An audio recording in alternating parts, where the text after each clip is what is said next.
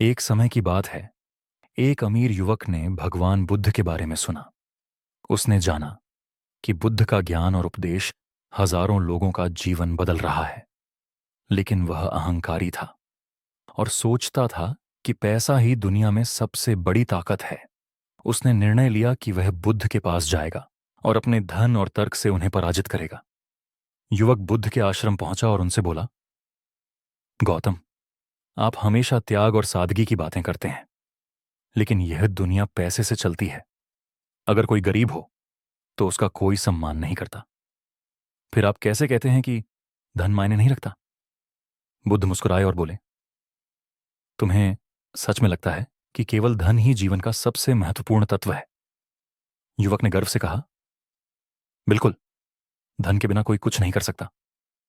बुद्ध ने कुछ सोचा और बोले, अच्छा, क्या तुम मेरी एक छोटी सी परीक्षा दोगे? युवक ने उत्सुकता से कहा, जरूर, बताइए क्या करना होगा। बुद्ध ने पास में एक नदी की ओर इशारा किया और बोले, जाओ, वहां से मुट्ठी भर पानी लेकर आओ। युवक ने नदी से पानी लाया और बुद्ध के सामने खड़ा हो गया। बुद्ध बोले, अब इस पानी में जहर की कुछ बूंदें मिला दो। युवक चौंक गया, लेकिन उसने बुद्ध की आज्ञा का पालन किया। बुद्ध मुस्कुराए और बोले, अब इसे पी लो।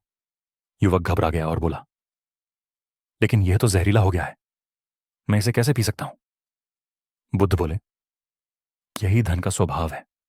जब तक इसका सही उपयोग किया जाए, यह जीवन के लिए उपयोगी है, जैसे साफ पानी। लेकिन यदि यह अहंकार, लालच और बुरे कर्मों के साथ जुड़ जाए तो जहर बन जाता है। युवक यह सुनकर स्तब्ध रह गया।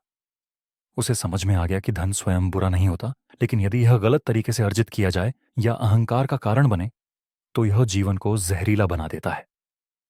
उसने बुद्ध के चरणों में गिरकर कहा, भगवान, मैं अब समझ गया कि धन से भी अधिक महत्वपूर्ण है धर्म, दया और सच्चाई।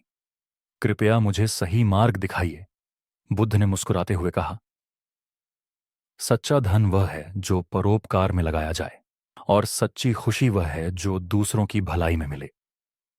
उस दिन से युवक ने अपनी संपत्ति का उपयोग समाज के कल्याण के लिए करना शुरू कर दिया और सच्चे सुख की प्राप्ति की। शिक्षा, धन बुरा नहीं होता, लेकिन यदि यह अहंकार, लालच और स्वार्थ से जुड़ जाए तो यह जीवन को जहरीला बना सकता है। सही मार्ग पर चलकर ही वास्तविक सुख पाया जा सकता है।